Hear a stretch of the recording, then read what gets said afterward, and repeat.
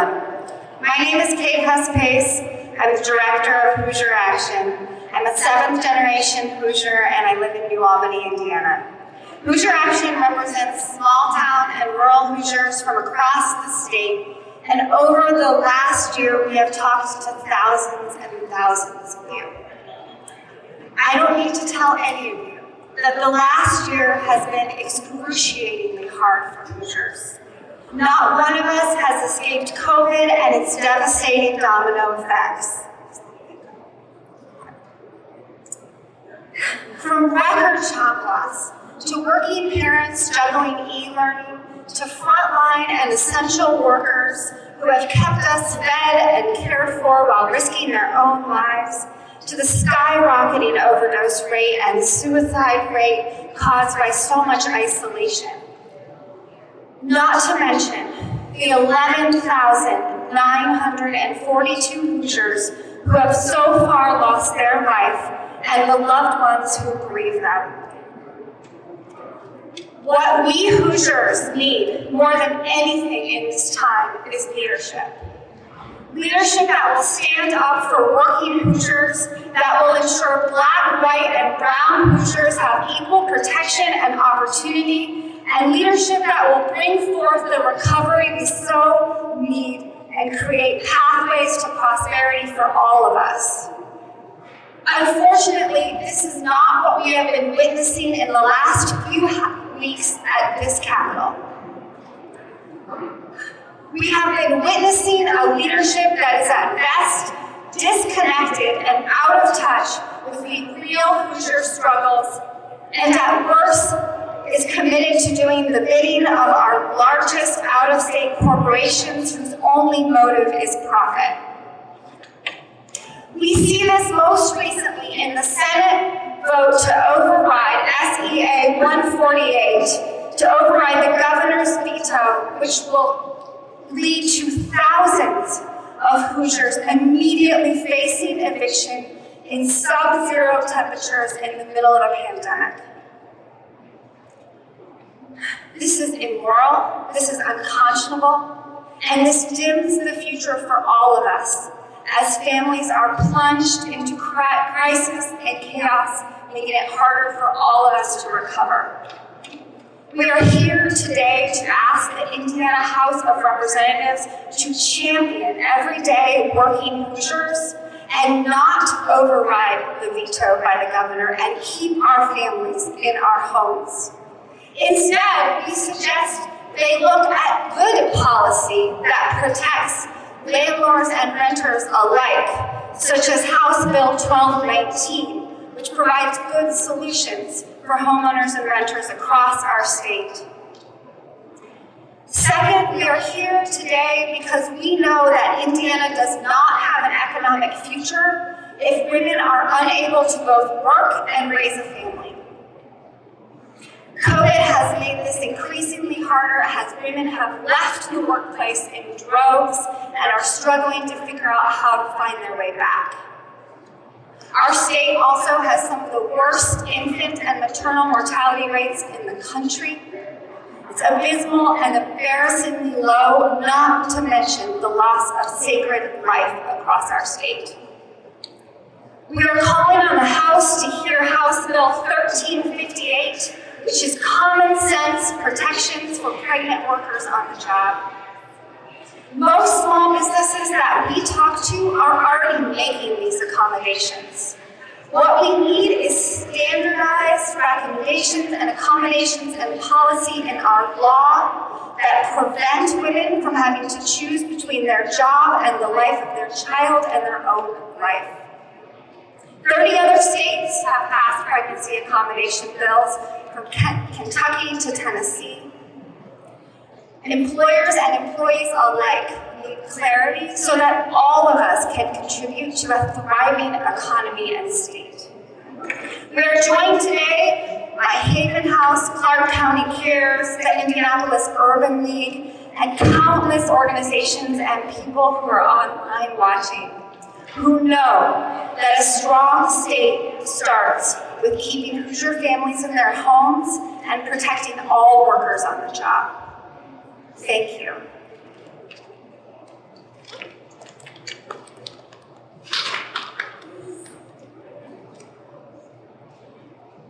morning. My name is Carolyn King. I'm with a group called Clark County Cares in Clark County, Indiana. I have 40 years experience working with not-for-profits in the area of helping people get out of poverty and advocating for families and children in both Clark and Scott counties.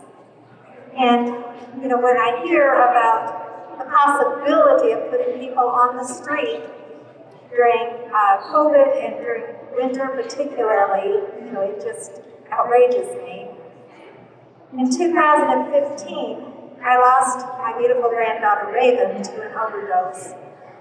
I also was called to work in Austin, Indiana when they were doing their crisis around HIV and drug use. And in Clark County, we realized we needed to create an action that would help Clark County with the whole overdose issue and the opioid crisis.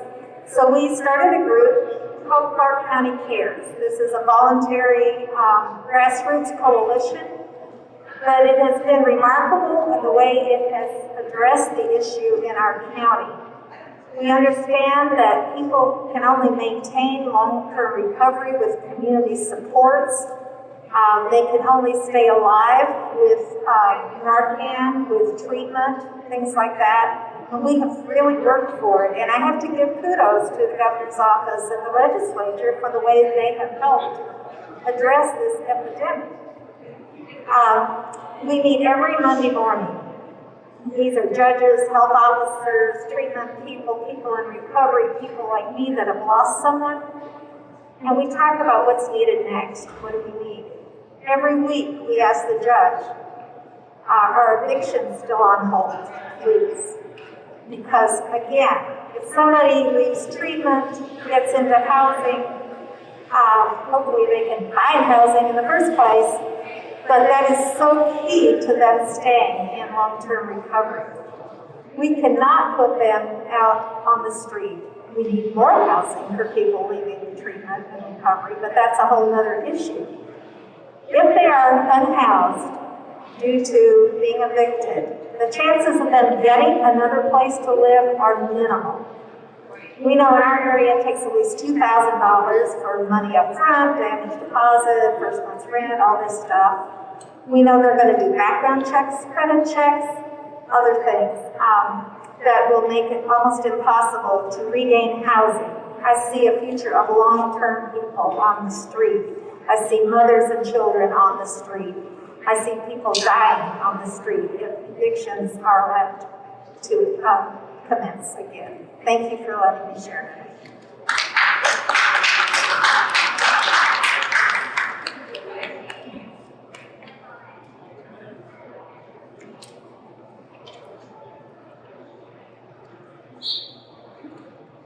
Hello. I'd like to thank committee members and all of you for having me join you today. My name is Jeni Hamilton, and I'm a small business owner out of Fort Wayne, Indiana. Today, I would like to share my experience with you, not as a small business owner, but having worked for a large major corporation here in the state of Indiana. That company that I worked for supported moms and their babies. The company I worked for supported work and life balance. During my tenure at this company, 3 out of 4 of my children were born while working there. I can remember them giving me a medulla breast pump as a gift to help support the care for my infant child. If you think about the support that company gave to me, I was pregnant 3 times. If you estimate that they gave me 2 years of support, that was a 6-year investment into me.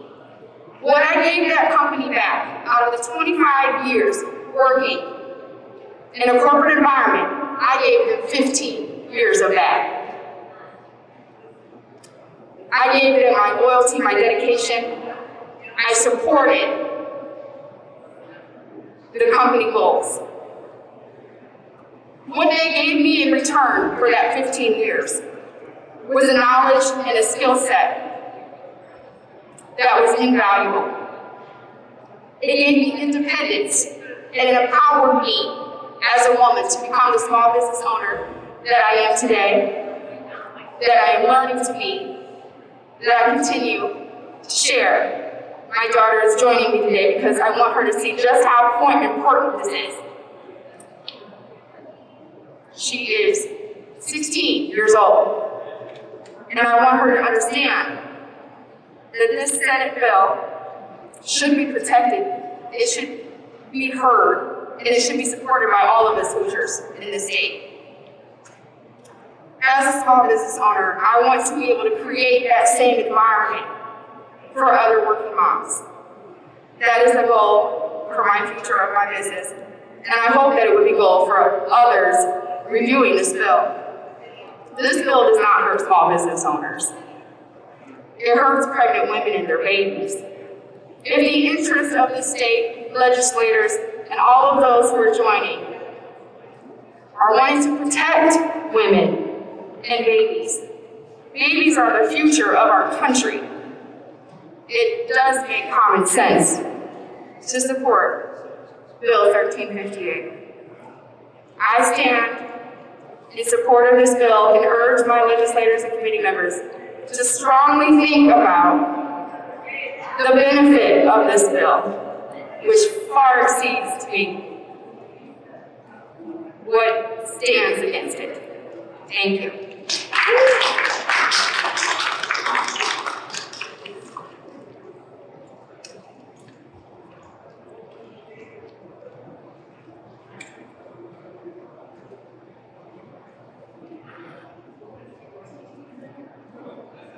Good morning, everyone. My name is Mark Russell, I'm Director of Advocacy and Family Services at the Indianapolis Urban League. We're here today to support the positions and actions of Hoosier Action and to promote safety at home and safety at work for our citizens here in Indiana. Unfortunately, in this august building, many representatives and senators have failed in their duty to address the needs of Hoosiers that need help the most. I'm going to start, first of all, with comments on bills before the Indiana House Committee on Employment, Labor, and Pensions. Originally, we supported House Bill 1368. That has been replaced by House Bill 1309. This bill, while well-intentioned, fails to truly meet the accommodation needs of thousands of expected Hoosier women. As a better balance, a Washington, D.C. organization pointed out, 1309 is written when not able to achieve its stated purpose. This bill will not help Hoosier women, and is a giant step backward for Indiana employers and particularly pregnant employees. Pregnant workers in Indiana, particularly low-wage workers and women of color, continue to face high levels of discrimination in the workplace, particularly when they need minor job modifications to ensure their right to stay healthy and work. Pregnant women should not have to choose between the health of their pregnancies and their economic security. One of my favorite books when growing up was Catch-22. That author, Joseph Heller, noted, just because you're paranoid does not mean that nobody's out to get you. Pregnant Hoosiers should not be exiled to a gerrymandered existence because they live in Indiana, where our state laws have ignored and continue to ignore their need for basic accommodations. While they are expectant and working to provide for their children during pregnancy, the added burden and barrier of discrimination should not be allowed to be added to their challenges. Some pregnant women require minor accommodations in their workplace to help them stay healthy, carry their babies to term, and avoid miscarriages. Necessary modifications are often as simple as providing a pregnant worker with more breaks, a place to sit, or a water bottle. These are minor accommodations that can be easily made. Rather than pass House Bill 1309, the committee should consider a bill that actually does guarantee pregnant employees can get the support they need and actually provides clarity to employers. The second bill that brings us here today, and I'll be very brief on this, I wanted to thank Channel 6 for their excellent report on this issue, and particularly in this Stephanie Wade. So what I'm going to quote from here is from an article that she developed on January 5th. We don't believe in stealing information without attribution. As Jessica Love pointed out, Senate Bill 148 would result, if its override, will result in increased evictions and homelessness that would negatively impact Hoosier health. It would expand the process for expediting evictions, allowing less opportunities for negotiation of voluntary relocation.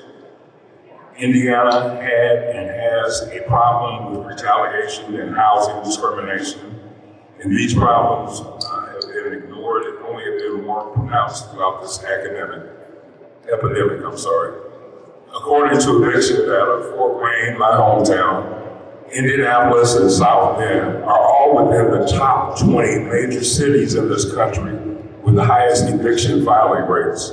Indianapolis is second only to New York in this regard. Over 2 million Hoosiers rent as 3 in 10 Indiana households. Since March 2020, there's been a 102% increase in domestic violence deaths compared to the same time last year. And this can be directly attributed to COVID-19 and an increase in economic stressors, isolation, alcohol consumption, and firearms. In closing, we need to be mindful that representatives and senators in this building are here to represent us and our interests. This year, they have failed tremendously in so many ways in that responsibility. We have to be here, we have to be united to remind them of their responsibility to listen to us. These are literally life and death issues. Thank you.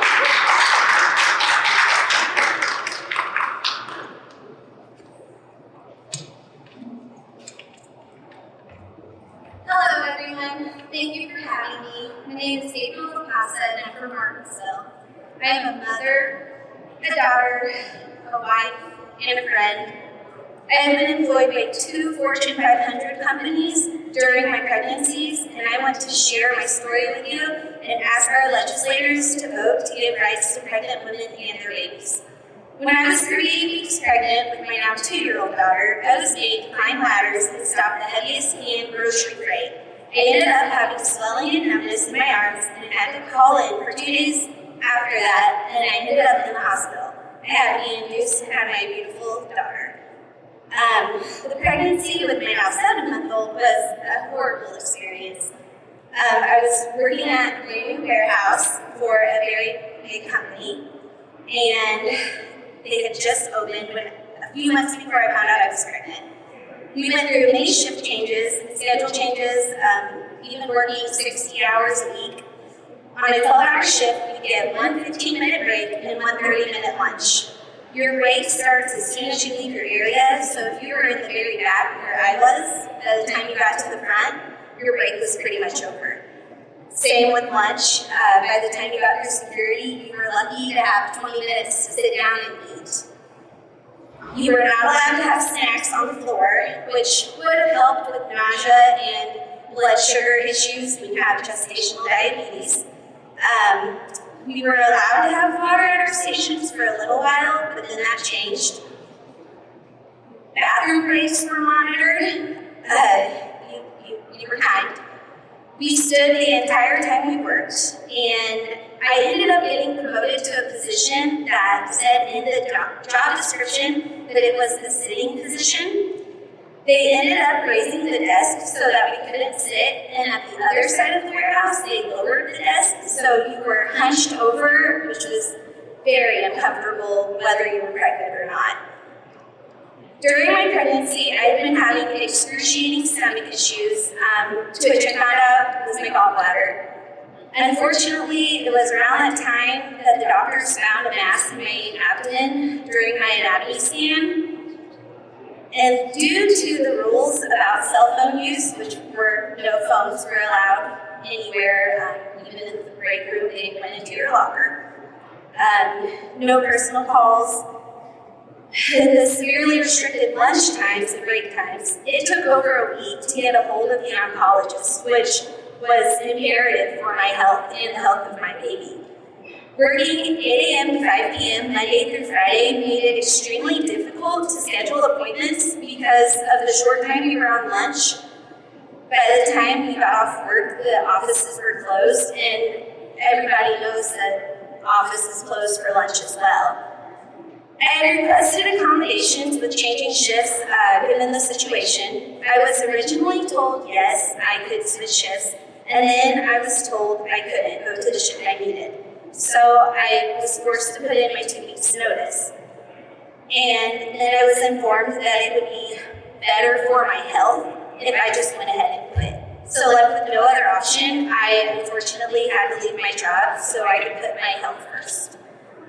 Bathroom breaks, water, the ability to sit down for a few minutes, being able to call the doctor if needed. We aren't asking for a lot, we're just asking to be treated like humans instead of robots. Thank you, and I am going to hand it over to Barb.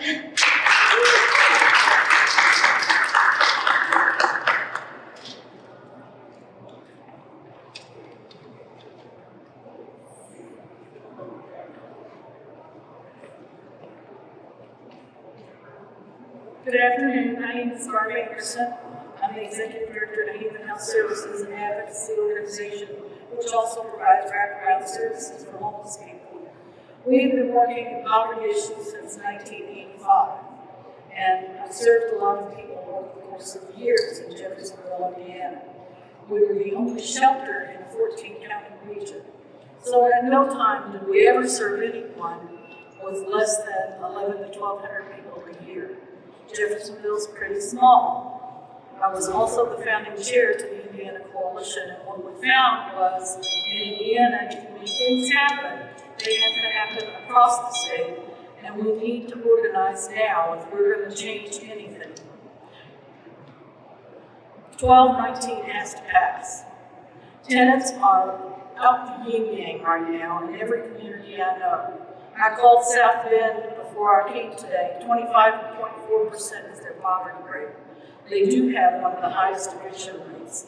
In a motel program they started just 4 weeks ago, they served 150 homeless, 28 children in those homeless, and 120 are on the waiting list. And that's before evictions start. In addition to that, Wilmington had 42 tents that were raised, and they have served, and they are full since they tore the tents down, with a new shelter that accommodates 45 people a night. In Jeffersonville, they have served 559 people in their hotel-motel system since this summer. So we aren't talking a few people, we're talking lots of people, even before this kind of bill was overridden. We have to make sure that people understand that Hoosiers, the homeless housing issue is so huge. I also work with the National Coalition for the Homeless, and across the country, we are very, very worried about the numbers of evictions that we're seeing filed in courts. They're already being filed. So they are going to be right there and ready the minute the moratorium is off. And that means we're going to see an onslaught of family homelessness in this country like we have never seen before. So we want you to understand that you need to put pressure on your legislators. Overriding that veto was, in my own opinion, irresponsible. And it was not well researched. So look at 1219 and Ed Clare's bill to establish a housing court. Look at 1358 and make sure that women are protected. The single largest population I served in my shelter on any given year were children. They weren't men and women, they were children. The families of single mothers forced into poverty. And until we address the poverty issue in this state and deal with it in a humane way, we're not going to end this. So I thank you and understand that we need all of you to hit the streets as hard as you can hit them, call your legislators, and do it often. Thank you.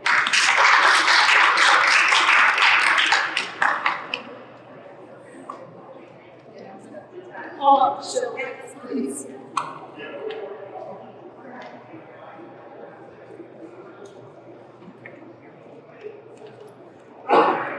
Good afternoon. My name is Michelle Higgs, and I'm a proud member of Hoosier Action and the Moms of Hoosier Action. My family moved to Martinsville, Indiana when I was a teenager to be part of a locally based Christian ministry. Later, I joined an international missions organization. I have led several churches as worship leader and board member, and I have led community outreach programs specifically addressing food and clothing needs, often the initial point of help to struggling families. My family and I returned to Indiana a few years ago to be near my parents. I stand here as a mother of 3 children and a small landlord to bear witness to the conversations and testimonies of women and families. My faith declares that life is sacred. What impacts the mother is of equal importance to what impacts the children. It means the nurturing of children occurs both inside and outside the womb. And it means a commitment to policies and practices that honor the sacredness of humanity and elevate the dignity of all. I am called to do nothing less. For me, when I talk with those directly impacted, what I hear is fear. Not necessarily the immediate fear of the present, but fear of the unknown future. For the family with housing insecurity, it sounds like, I have a home today, but what about tomorrow? My job is gone. We've exhausted all credit. Medical debt has destroyed our credit rating, so will we be able to find anything else? Where will we go? What do we have to leave behind? Based on their policies, our state officials don't understand this fear. Their decisions often promote the lie that if you just have enough faith, you will be fine. But faith isn't some magic wand that abdicates us from responsibility to one another. When I pray to God, thy kingdom come, thy will be done on earth as it is in heaven, I'm not praying for some abstract future or a feel-good moment. I'm praying for health and healing now. I'm praying for a clean environment and properly stewarded resources now. I'm praying for healthy moms and babies that represent new life in its most literal sense. I'm praying for homes for individuals and families to shelter them from the cold and a deadly pandemic now. And I believe God is good. And he answers prayers by moving on the hearts of men and women to remember their brothers and sisters, to remember that we are all connected, and that, as Martin Luther King Jr. once said, the arc of the moral universe is long, but it bends towards justice. That sentiment became even greater reality for me when my husband and I intentionally became small landlords to help those experiencing housing insecurity firsthand. My family is directly impacted by their situations, and when COVID hit, we were committed to nobody losing their home. With universities and businesses closing temporarily, it meant one tenant leaving the area altogether and another being furloughed. It was financially very difficult. And by financially difficult, I mean there has been no relief offered for small property owners beyond a deferred loan with a lump sum payment due so many months in the future. However, our commitment remains. Nobody loses their home. I wish I could say the same for our legislature. Thousands of Hoosiers face evictions in the middle of the winter during a pandemic. It is immoral. My faith tradition describes us collectively as one body, with each person being a part of that body. We can no longer choose to quarantine or sever the injured part.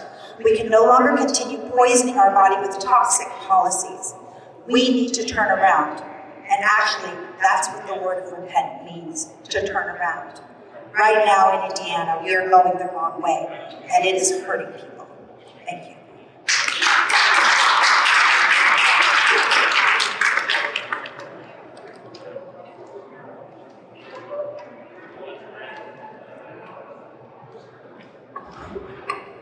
Hello. I'm Lane Fulton. I'm a Hoosier by birth, Hoosier by choice, and first generation Hoosier from Davies County, Indiana. You've heard many testimonies today from many people all over the state. I have been honored and privileged to work with Hoosier Action over this entire pandemic as lead campus manager and as a statewide volunteer. I have talked to thousands of Hoosiers across the state and in my districts, in District 69 for the Senate and Hoosier District 62 in the House. I am calling everyone here that's watching on Facebook, everyone that will see this later, and everyone in this room with me today to call on your legislators. Call your senators, call your representatives. If you do not know where to contact them or where to find their contact information, go to iga.in.gov/legislative/find-legislators. There you can find any information that you need on your legislators. Call them to say no on SCA 148 in the House. Call them to support HB House Bill 1358. Call them and candidate to support HB 1219. These bills are common sense. They will help families, they will help Hoosiers across the state. After that, get 3 friends to call their legislators. Support them in their goal of calling their legislators and asking for these bills to be passed. We need all the support we can get. Tell the world. Share our stories on Facebook from Hoosier Action's social media accounts. Share them, add comments, add your own experiences and stories, and again, call your legislators. For those of you watching on Facebook Live, join us for the power hour that we're going to have from 1 o'clock to 3 o'clock today on Zoom. We're going to be calling legislators and we're going to be hearing very powerful stories from many people that are affected and all across the state. Every Hoosier deserves dignity, every Hoosier deserves housing, and we must support those throughout our state. We must call the legislators now and every day until these legislations are passed. Thank you.